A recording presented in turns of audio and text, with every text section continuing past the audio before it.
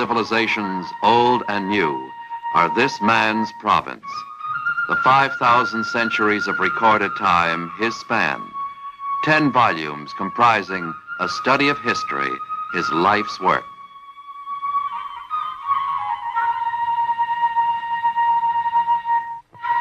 The National Broadcasting Company presents a conversation with the distinguished British historian, Professor Arnold Toynbee, and Christopher Wright, teaching fellow in Harvard University.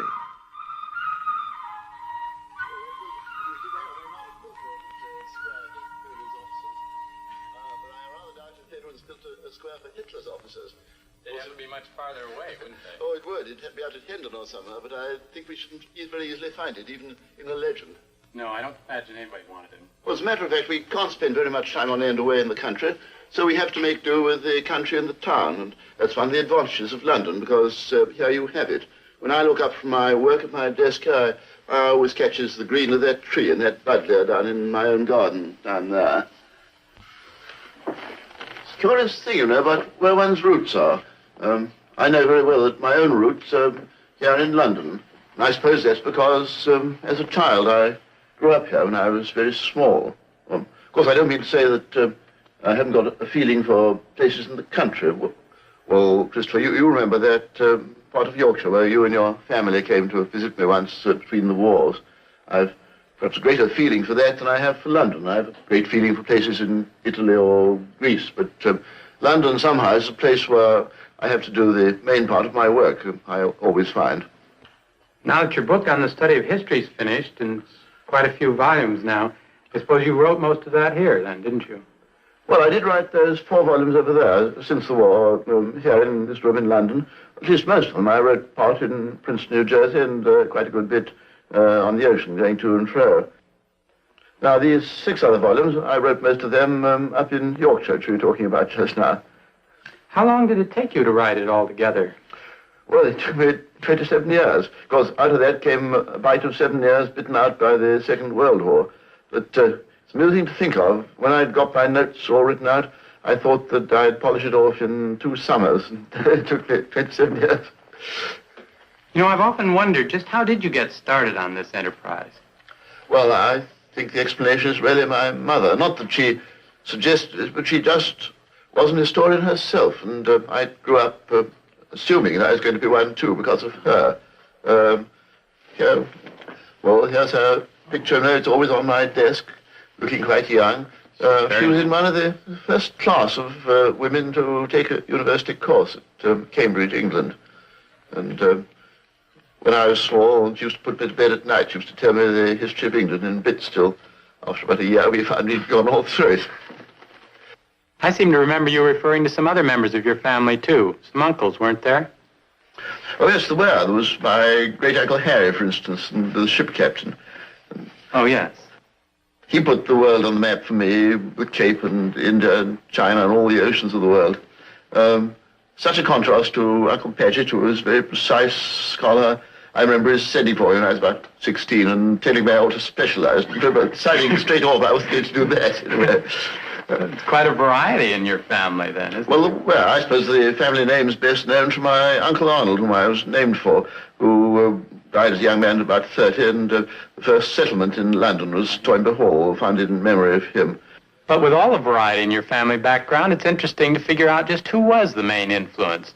How'd you become an historian? I suppose it was your mother's influence, wasn't it? I'm sure it was my mother, but of course, at one stage anyway, that was rather overlaid by my school, because I went to a very old-fashioned school, Winchester, founded at the end of the 14th century, and they had what was then a very up-to-date 16th century classical education, which I still came in for, translating bits of English into Latin and Greek. It's rather surprising how what seemed like rather a narrow form of education did broaden one out there. Now, Emerson, my master, thought that Emerson was just the thing to translate into Platonic Greek prose, so that introduced Emerson to me. That's an interesting idea, how even a very specialized schooling can lead to a variety of interests. Well, yes, it does. For instance, yes, I'm thinking of Herodotus. I had to translate an awful lot of Herodotus out of the Greek when I was at school. There's an old Greek historian writing in the 5th century BC, and he becomes a sort of second Uncle Harry to me, opening up quite a large amount more of Asia for me.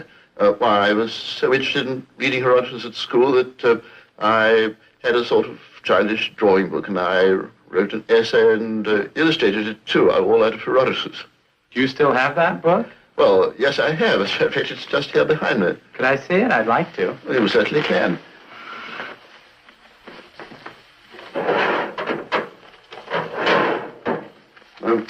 Here we are, 1903. I must have been about 14 years old when I produced this. Xerxes' Guardsman. They're very fine. You were 14 when you did that. Yes. It's a funny thing, you know, but if you look at volume 7 there, and one of the annexes, you'll find a sort of essay on Xerxes' army which grew out of this childish essay here. Minus the illustrations. I'm afraid they couldn't reproduce theirs. No. What's this? Oh, that's still earlier work of mine. I don't know how old I was, but about 7 I did that. Battle of Naseby. My mother interested me in English history, remember? But all the figures have animal heads. Why is that? Why, so they do. I remember it because my mother had been reading Uncle Remus to me at the time, and I was thrilled with Uncle Remus. So somehow the soldiers at Naseby all turned up in my drawing with animals' heads, all taken out of Uncle Remus' illustrations. In your youth, you really lived in the past a great deal then, didn't you? Well, I did, I suppose, but funny thing is that the past then led me back into the present. Oh, I'm thinking of my first visit to Greece. That was in 1911, year before the Balkan War. Now, I went to Greece just to study ancient history. I had no notion of the modern world, and that visit to Greece for ancient history, well, it put the modern world into the center of the picture for me. I remember. How's that? Well, I remember on the boat going to Greece. There was an American my own age, and he'd already done half a dozen different jobs and earned enough money on the side to go around the world with. Now, that made an impression on me. I thought I was unspecialized compared to my Uncle Paget, but I was pretty specialized compared to that young American. Then I could think of walking about in Greece, spending the night in a Greek village, going to the village store, and listening to the men talking. They were talking about something called the foreign policy of Sir Edward Grey. I never heard of the foreign policy of Sir Edward Grey in England, but they were talking about this, my own foreign minister, in connection with some war that was coming, either this spring or next spring. Well, now, that surprised me a lot. I'd never heard of that in England, but it put international affairs in the picture for me. It was my first lesson, really, in international affairs. How'd this come to be of use to you in your career? Well, I mightn't have used it, I suppose, if the First World War hadn't come along. The Greeks knew it was going to come. But as I'd been traveling in Greece and Turkey a bit and seen something of the modern Near East, I was taken into the British Foreign Office. I'd had dysentery in Greece and couldn't serve in the army. And I landed up at the end of the war in the Foreign Office delegation to the peace conference in Paris. And you never did get back into purely ancient history then, did you? Well, by that time I was really straddling between past and present. On my way to the Paris Peace Conference during the war, I worked for Lord Bryce, James Bryce, you know, the author of the American Commonwealth. Now, he was a piece of education for me because here was a great historian who was also a great statesman, ambassador, man of affairs, and he fused past and present together. I noticed that. If I'm not mistaken, you went out to Greece then as a correspondent, didn't you? There again, more action. Oh, yes, I did. I made another shot at that. Rather on the modern side this time. There'd been a new professorship of modern Greek founded in the University of London, and I was appointed to that. But of course, that took me to Asia again because the Greeks and Turks after the First World War were fighting a war of their own in Asia Minor, and I wanted to have a look at that. So I went back. I had to pay my way, so I became a correspondent for the Manchester Guardian newspaper. That got me rather into trouble because, well, you remember, some pretty nasty things happened. I got into political complications over that, and that took me out of my professorship and landed me up at Chatham House. Of course, Chatham House, being an institute of international affairs, really has kept you involved in the current scene, hasn't it? Well, so it has, of course, that annual survey of international affairs that I've done for 30 years past now. But, of course, that leads you back into the past because you have to see current affairs in depth, and that means in the historical setting. It may take you back 10 years or 100 or several hundred sometimes. You never know what won't be relevant. Well, that's true, but how do you manage to do both these annual surveys, which themselves amount to a great deal of effort, and also to produce this enterprise in the study of all history? Oh, well, the answer to that is my partnership with my wife, because during those 30 years, she and I have done that annual survey together. We're working still on History of the War in the same series. That's my explanation, a very sufficient one. It's been a perfect partnership for me.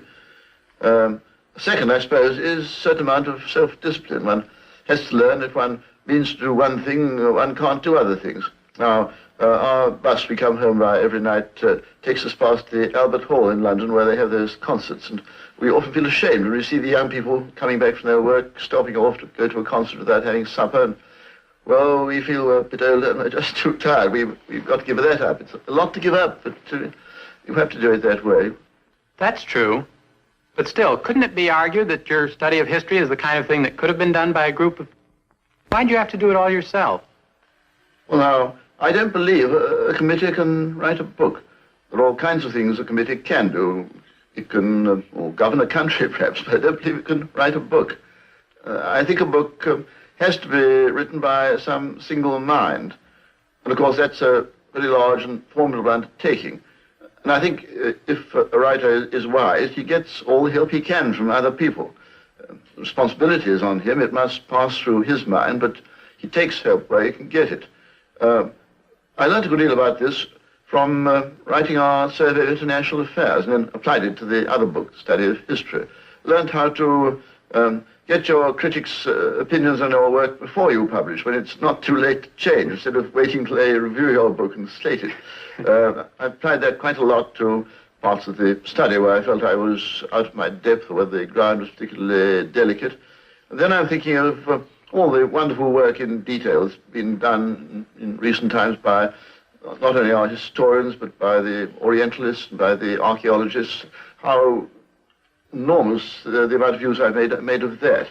So I would say that one man must do it, but if he's sensible, he'll take help where he can find it. You don't think there could be any single definitive study of history then, would you? Oh, no, I don't, because history is always on the move. The other day, reading my newspaper and following what Mr. Dulles and Mr. Eden were doing, I had my other eye on what the archaeologists were doing, because they were turning the history of the second millennium BC upside down by uncovering a new ancient site in Anatolia. It was moving almost faster than the 20th century was. You mean then history really is an accumulation of past experience for modern day use? Yes. History not used is nothing. After all, intellectual life is action like practical life, and if you don't use the stuff, well, it's might as well be dead. From what you say, it sounds as if you couldn't have done your study of history without your work on current affairs at Chatham House. No, well, after all, the only time you can catch people alive is your own time when you're living. If you can catch them alive there and study them in the life, well, then perhaps you can bring them alive in 1000 BC or 2000 BC. But if you can't study living people and know what they're like, you can't study human beings at any time. I understand the personal element in any historian's analysis of history, but there must be a scientific element, too. Discovery of some patterns. Well, now, that's a point people get pretty excited about nowadays. As you know, there's quite a dispute about that. I suppose by science one means a discovery and understanding of regularities and uniformities, recurrences, what the scientists call laws. And some historians just deny that there are any such regularities and uniformities in human affairs. They say, as you know, history doesn't repeat itself. Yes. I'm rather a heretic about that. I believe that it partly does repeat itself. I believe you can discover a certain number of uniformities in past history. Same time, I'm not a determinist. I don't believe we have no free will, and I don't believe past patterns just foretell and foredoom the future. I think there's an element of freedom and an element of pattern, so probably I don't satisfy either party. Mr. Toynbee, just what is your theory of history? Well, that's a large question. Well, I suppose I started off by finding I couldn't work with nations as units of historical study. And most people in our time work with nations. I found them too small and felt they were somehow fragments of something bigger, which I had to reach after.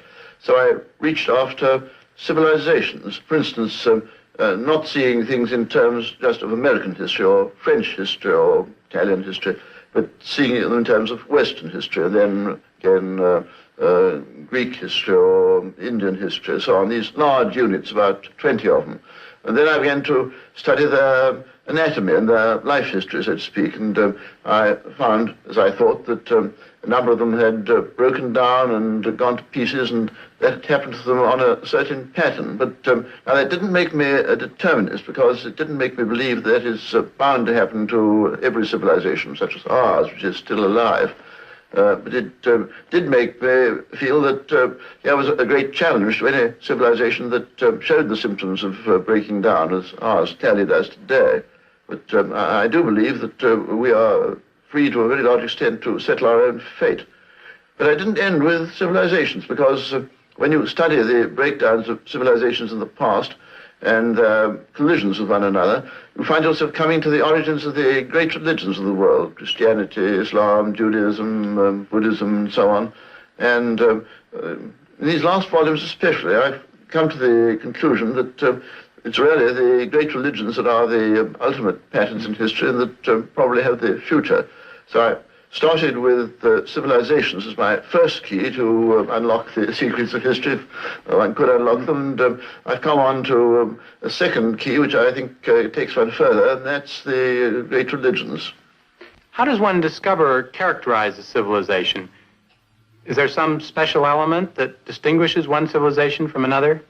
Well, I started by working outwards from these national units and saying to myself, they're not complete in themselves. You can't understand American history from just America. Now, what's the smallest unit from which you can understand America? And that carried me to what I call the Western world, Western Christendom, really, that part of the world which, only a small part of the world, but much larger than any single nation, which has the same manners and customs, the same tradition, the same religion and way of life. I mean, you can't understand American history without knowing something about Western Europe, but you perhaps could understand it without knowing very much about India or China or the Mohammedan world. What kinds of attitudes are they that bind a civilization together? Well, thinking of our Western civilization, I suppose it's our feeling for individual liberty, what you might call the sacredness of the individual personality. Indian civilization, it might be a kind of otherworldliness, feeling that all material success and achievement is a kind of illusion, and the real thing is something beyond, which seems rather different from our point of view. Chinese, a great feeling for family relations and tradition. You get a kind of style, so to speak. I think Spengler uses that word of civilizations, and distinguishes them. These feelings bind a civilization together, but then why should a civilization decline or decay? Oh, I suppose because of the original sin in human nature, to use old-fashioned terms, and the imperfection of human affairs. Everything human tends to break down. We're always living dangerously and always have to be on our guard. What eternal vigilance is the price of everything achieved by human beings. Do you think then of civilizations as a kind of a living organism that's bound to die? No, I wouldn't think of it like that. I think that's perhaps a false analogy. I know many people have made it, but I don't think a civilization, which is after all only a great network of relations between organisms, between individual human beings, is the same thing as an organism. And I think while we know that any single organism must die sooner or later, it doesn't follow that a system of relations must die. And yet you found that civilizations have, of course. Have died in the past, yes. Yeah. But that again doesn't make me believe in fate or doom. I've noticed, for instance, they've had very different lengths of life. Some have lasted just a few hundred years, some 1,000 or 1,500. What sorts of characteristics would those be that make the difference between, say, a short and a long-lived civilization?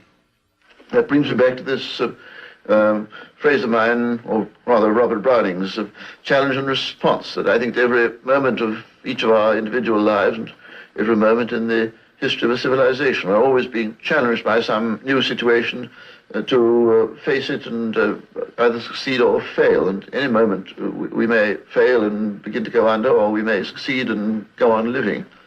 Where does our civilization stand now in relation to your analysis? In other words, just what is the challenge of our time, and what might the response be? Oh, well, I'd say the challenge was, are we going to let ourselves go the same way as all those other civilizations in the past that have broken down and gone to pieces? We can see a lot of symptoms of the same thing. I think above all, war getting out of hand. We know what that meant in the histories of those earlier civilizations. Must we let that happen, just fold our hands and let it go, or can we do something about it? I believe that's a challenge. I'm personally an optimist, in the sense I believe we have the power to save ourselves if we choose to do so. I suppose then, in terms of avoiding war, catastrophic war, the real challenge is for the United States and Russia to avoid war.